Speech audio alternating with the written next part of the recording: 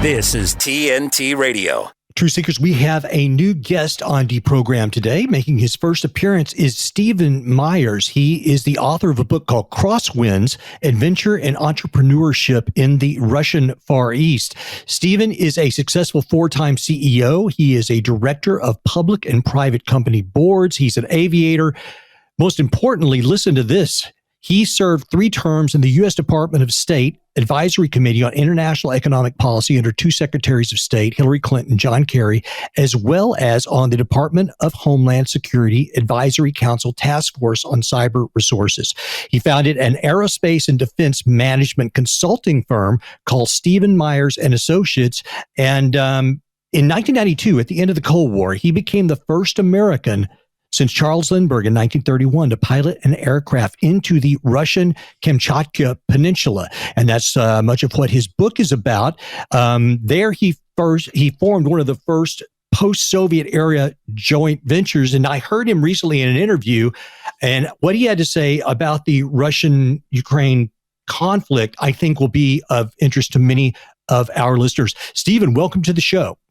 Well, Michael, it's a pleasure to be on the show with you. And I only came across your work recently, and I heard you on a Breitbart interview, and you've also been quoted in Newsweek recently. And I think this is probably a good place to start because obviously, you know, us being a news station, an international news station, we talk about Ukraine and Russia almost on a daily basis. And when this thing first started in the early part of this year, you really kind of had to mind your P's and Q's about what you said about all this because everybody was kind of in lockstep on how, especially here in the U.S., how we were supposed to feel about this. And if you said the words corrupt and Ukraine, well, then you loved Putin, which is, of course, not truthful. But let's talk about American military aid to the Ukraine, because that's what I think Newsweek spoke to you about. And I mean, I'll be honest, I'm looking around. I don't even know exactly how much money we've given to Ukraine at this point, because I'm finding a lot of different numbers, anywhere from 17 to like 45 or 50 billion. I can't find an exact number. Well, I think the actual total commitment to the Ukraine at this point is about 80 billion. They haven't spent that. That's what's in the authorization. You know, that's twice the GDP of the Ukraine before the war. We're talking about a devastating amount of money. We're literally pouring fuel onto a fire. Let me make a couple of comments that may put my position into perspective for you. Let me begin by saying I'm a certified Cold Warrior. You know, I'm a 2-time Air Force veteran. My time in the military was at the height of the Cold War. I'm certainly no apologist for Putin. But with that being said, I think this war is a Greek tragedy. Yes. It should never have happened. I have a lot to say about the diplomatic malfeasance on the part of Biden that I think started it. Good place to start. How do you want to dive in? Well, I agree with you on that. And that has been, I think this is a nightmarish humanitarian crisis that should not have been allowed to occur. And I've said for months now, like a broken record, that what I would have liked to have seen was the U.S. to have tried to mediate the situation instead of taking a side, but try to use our unique position as arguably the or one of less than a handful of superpowers in the world, try to get both sides to the table. But we did not do that. So I guess that's where I'd like to start.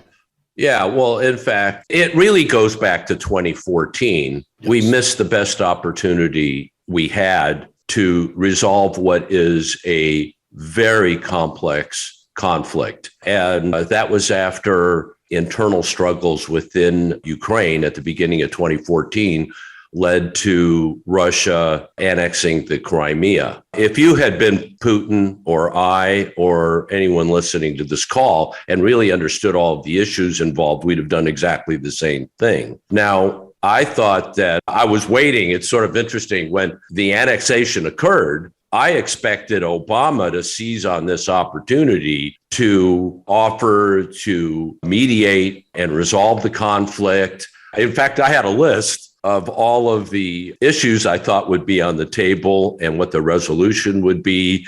Russia gets to keep Crimea forever. Ukraine will be neutral forever. Reparations to Ukraine for losing the Crimea.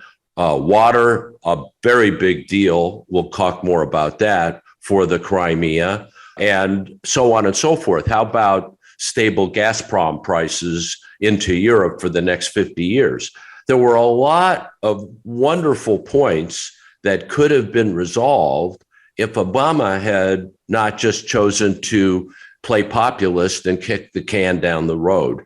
Before this war started, as soon as Biden got into office, we started doing the exact opposite of what we should have been doing. The real tipping point was Blinken's visit with Zelensky about a year ago, in which rather than talking about how to make the mediation happen, he offered Zelensky a strategic alliance, guaranteed security, and a rapid entry into NATO, which guaranteed that there would be war. So there have been a lot of diplomatic missteps along the way, nothing that used to call for statesmanship.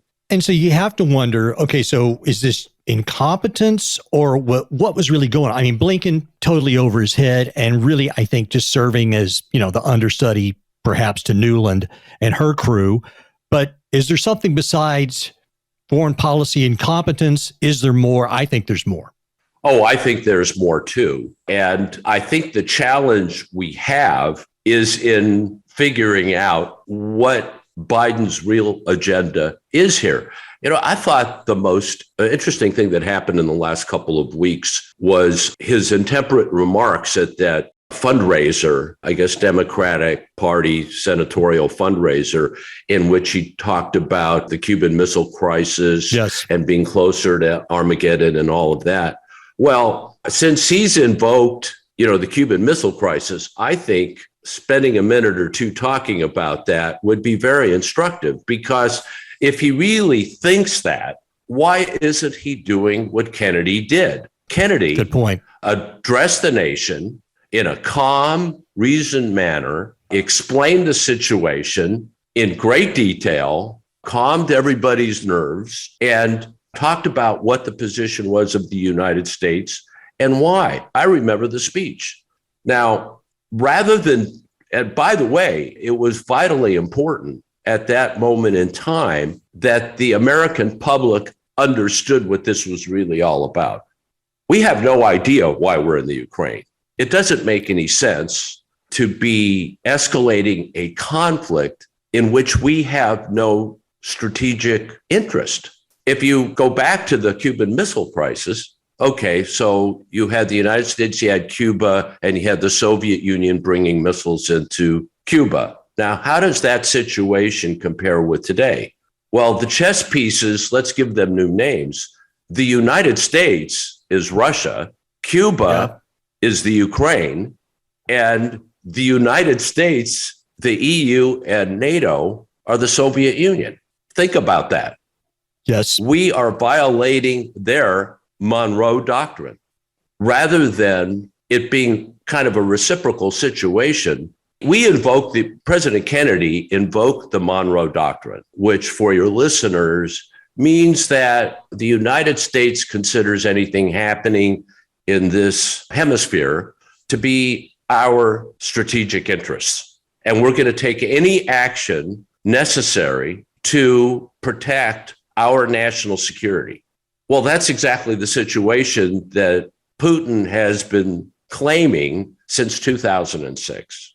But our position now is that the priority is on Ukraine's right to self-determination. Well, where was Cuba's right to self-determination? For that matter, I mean, we're claiming that this is about protecting democracy. That's ridiculous.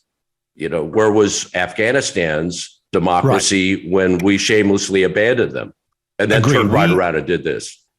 We've talked about this on the show in the past. And by the way, you guys, you need to go to Stephen's website. He has some bullet points. I'm looking for the pardon. I apologize, Stephen. Give us your URL right quick. I'm trying to find it here in my notes.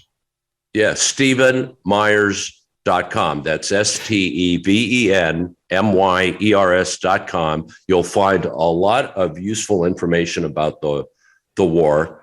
And I've written several papers. Yeah. You have an excellent set of graphics that have bullet points on it. And the deal is, and we've talked about this on the show before as well, and you cover it within your bullet points. Listen, this wasn't something that we just dreamed up just recently. We've known, I think, since the 70s, that at least the 80s, that Ukraine joining NATO, that's a red line that will infuriate the USSR/Russia if it were to ever happen. I mean, Kissinger said it. People in the 90s have said it. So this wasn't something that should have been a surprise to anyone.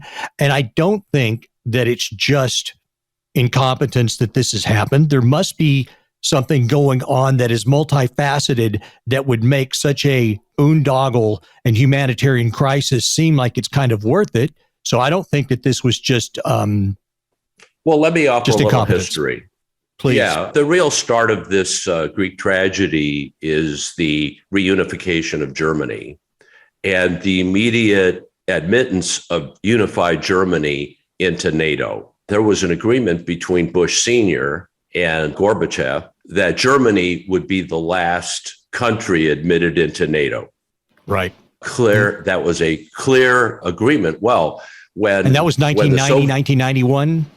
That's right. And so when the Soviet Union collapsed at the end of 1991, NATO took the position that agreement was no longer relevant as a practical matter and immediately started going after all of the Warsaw Pact countries, starting with Estonia, Latvia, Lithuania, then Poland. So it started working its way down the Warsaw Pact. And if your listeners will just look at a map, you can see that Ukraine is the crown jewel. And because from a military perspective, NATO occupation of the Ukraine makes Russia undefendable. Mm-hmm. And I mean, in just the interests of common sense, if any of us were in Russia's position, we'd get that. I think, and I'm not the only one to think this, you've mentioned some of the people who agree with me, or maybe I should say I agree with them, but certainly Kissinger, certainly Bob Gates, a long list. The father, you might say, of the realism school of diplomacy is John Mearsheimer, absolutely fantastic speaker on this subject. There is a long list of people who have a deep understanding of diplomacy, of international relations, of statecraft, who think that certainly since 2006, we've been engaging in diplomatic hubris and overreach. Bush Jr., 2006, made a very intemperate speech in which he claimed to be looking forward to the day when the Ukraine and Georgia would become NATO members. This is just an absurd idea. If you want peace in the world, this isn't going to get you there. Moving to the scale of the devastation in Ukraine, you understand that if the United States was not investing this vast amount of wealth in keeping Ukraine fighting, it's basically turned into a proxy war. Of course. I think wasn't that what it was from the get-go? Yes. We're paying the Ukrainians to fight, evidently to the last Ukrainian, for something. We're just not sure what that something is that they're dying for. But to give you an idea of the scale of this, okay, the Vietnam era was my time. At the peak of the Vietnam era, Vietnam War, we were killed 500 Americans a week. That's how many people are dying in the Ukraine. Ukrainians, 500 a week and counting. And it's been going on like that for months. We've got millions of civilian refugees. Something like 25% of the children in the country have been displaced. A third of their grid infrastructure has now been destroyed. That's a direct consequence of taking out the bridge. Yes. And think about the impact this winter to the people of Europe. Stephen, I was at a conference. Yes, sir. I tell you what, because I do want to talk about the bridge. I want to talk about Nord Stream. I want to talk about a bunch of the things that are, I would argue, a bit of a new type of warfare. And I also want to return to all of this nuclear Armageddon talk, which I find really irresponsible and hopefully unlikely, and why I don't think it will happen. I'm speaking with Stephen Myers. This is TNT Deprogram. We'll be right back. Stephen Myers is my guest for the remainder of this hour. We are talking about Ukraine and his take on it, which I tend to share, and you do have to go to his website. There's some excellent bullet points on this. We were talking about the aid, and that's why they quoted him in Newsweek, and you said there are no effective mechanisms in place in Ukraine for accountability of the aid being provided. That's true, and we just keep sending it in there. But then you also have this one page of all the lies that have been told primarily to the American public, and it's a page called Facts That Don't Matter, how, because Russia is so disorganized and not a great military, that, if we just keep helping out, that eventually Ukraine is going to emerge victorious. Well, that's not going to happen. So now we've moved into this new level where now we're using the nuclear threat. And I don't think that would happen, but I don't even like the talk of that. And I don't find it helpful in any way. But some things have happened recently, just in the last 30 to 45 days, that if Russia, they've not lost their cool completely. So it looks like that Daria Dugina, who was the daughter of a Russian philosophical leader, she was assassinated. Many people think that was Ukraine. There was the destruction of the Nord Stream, the sabotage of the Nord Stream pipeline. Many people think that was the U.S. or our allies. The bombing of that Kerch Bridge, which you mentioned, people suspect Ukraine there.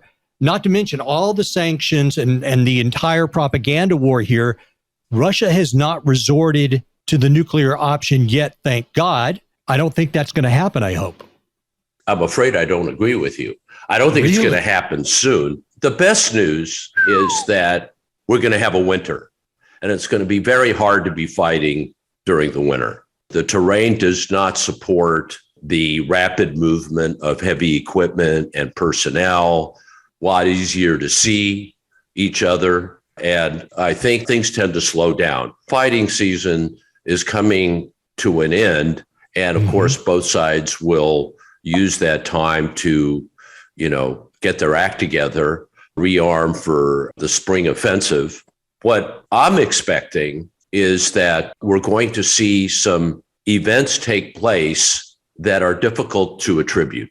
I think the Nord Stream sabotage is a really good example of that. Some people, I don't know why they think that, but some people think that Putin did it. No. Well, that's just a ridiculous idea, because that was one of his aces in his card, that was his leverage. That was a major, vital piece of leverage for him. Well, we know the Europeans didn't do it. So who does that leave? Who does that leave at the table that was most likely to have done it, that had something to gain? And that was Biden. Biden did it. He said he was going to do it last spring. True. In kind of a roundabout way. And now it's been done. And of course, we're gaslighting the Russians for doing it, but it doesn't make any sense that they'd have done it. Well, what is Russia going to do in kind, since now the U.S. is starting to do, acts that are not attributable to it as one of the players? We're going to start to see, I think, Russia doing some of the same things. I'm expecting Europe to really pay the price for this, perhaps damage to some of their infrastructure, electric grid, or maybe a cyber attack, things like that, where the Russians can't be identified as being directly responsible for that. But if this conflict is not at the bargaining table before winter's over, I hate to think of how things are going to go next spring. Okay, the Russians are a mess. Let's just agree on that. As a military, they're horrible. Bad equipment, bad training, no NCO corps, bad tactics, bad strategy. They're just awful. They're not, they've done just about everything wrong in this conflict that you can do. But that's the way they roll. That's their history. And it's very interesting, their culture, having spent a lot of time in Russia and in the Ukraine, by the way, and been to the Crimea, seen Sebastopol. I've seen their military equipment up close. The key U.S. superiority in the world when it comes to our military is quality over quantity. We have precision guided weapons, for example. Everything we do is designed around the theory that the soldier, the airman, the sailor is more important than the equipment is. That not everyone shares that point of view. Right. And Russia just hasn't had the priority to invest in creating a military to take on the West because they didn't need it. All they need are the nukes. And they, whether we believe it or not, they believe that the West is out to take the Crimea for two reasons. Number one, Ukraine in the EU helps the EU. The EU is economically unsustainable. They keep having to add more countries to it to keep the Ponzi scheme going. NATO has become the military wing of the EU, and NATO in the Ukraine makes Russia undefendable, as I said before. Russia fears that they'll be attacked. Now, they've been attacked 5 times before, so it isn't like this is just idle concern. The best gateway into Russia is through the Ukraine. And they would destroy it before they would lose it. Well, what would you do? What would any country do when it's confronted with what it thinks is an existential threat? Now, it's going to, its strategy seems to be to drag this on as long as possible. There's no way, let me just say, there is no way that Russia will ever capitulate. I agree. They're not going to capitulate. They're going to keep fighting. They're going to keep slogging away at this. And basically, their approach to warfare is the ground game. Sort of like Joe Paterno football, 5 yards in a cloud of dust. And they're just going to keep grinding. That's why suddenly artillery is becoming an important factor in this war, because Russia was doing great damage with artillery barrages. And if not checked, they would just continue to move forward until they certainly got to the Dnipro River. So I think the more successful Zelensky is with the aid of U.S. weapons technology, the more successful he is, the more desperate the Russians become. Cutting the Russians off from escape routes only creates a more desperate situation. And I fear that this excess enthusiasm is going to result in a situation where the Russians resort to tactical nukes. Now, we haven't seen that happen yet. There's a lot of other cards for them to play before they get there. But I think Zelensky is the key to stopping this war. Putin is up a tree. He can't stop. Biden is out of his mind. He won't stop. No. Right? So where does that leave us? Zelensky, who has been, compared to Churchill because of his great leadership in keeping Ukraine from losing. Yeah. This is an enormous success. It was Zelensky that did it. He's shown great military leadership, great political leadership. It's time for him to be a statesman and be the adult in the room and say, look, we proved our point. Okay, but this war continuing on is doing more harm than good. It's time for us to sit down with our brothers, and they are their brothers. Yes. That's what makes this is more like a civil war than it is, an invasion. We're talking about the same people. They're all Slavs. And, at the end of the day, they're neighbors. They're going to have to work together. They're going to have to find a way to live together. Stephen, I appreciate your thoughts on this. I share them. I hope that it doesn't come to tactical nukes. That's not, I hope it doesn't come to that. The problem is, as you mentioned, that word unattributable, and there are people out there who think that, there might be some kind of false flag or not. I don't know if there would be or not, but Zelensky right now is not taking the statesman's road. He's asking for more aid. Well, I think he's doing what Biden is telling him to do. That's his problem. He can't be his own man. The longer this goes on, the more he looks like he's Biden's guy.